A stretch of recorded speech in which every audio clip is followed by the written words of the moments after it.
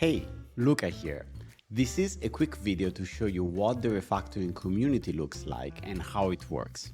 You may have just subscribed to refactoring, or maybe you're thinking to and you want to know what this is all about. So in either case, I hope this video is helpful for you. So let's dive in. So when you subscribe to the paid version of refactoring, which is $15 a month or $150 a year, you get access, of course, to the full newsletter, but most of all to our community platform, which is what you see now. So when you sign up for the community, the very first page that you see is this Start Here page that tells you more about how the community works and everything you should do next.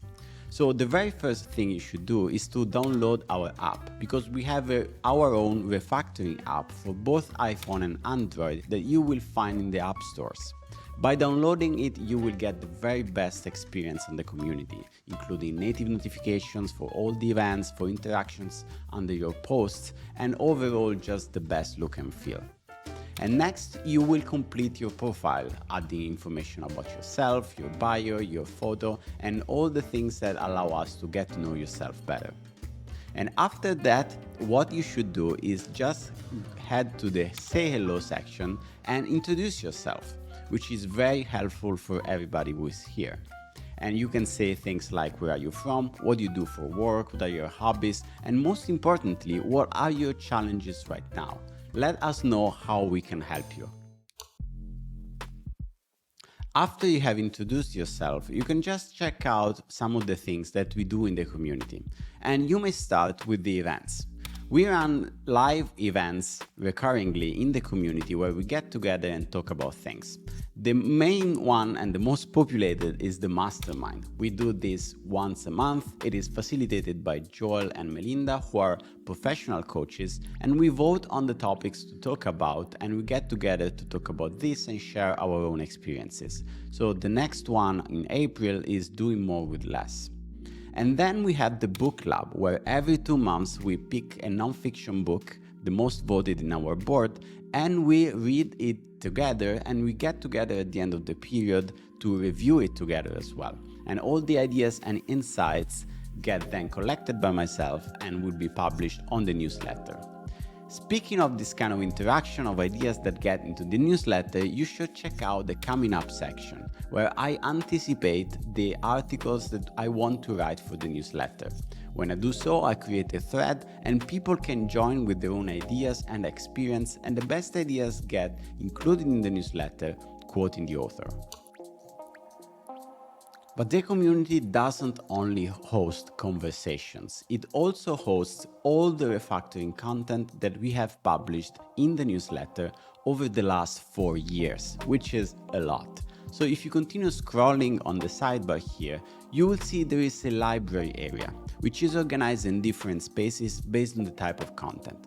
The main one is the essays, which are of course the flagship refactoring articles that get published every week on the newsletter.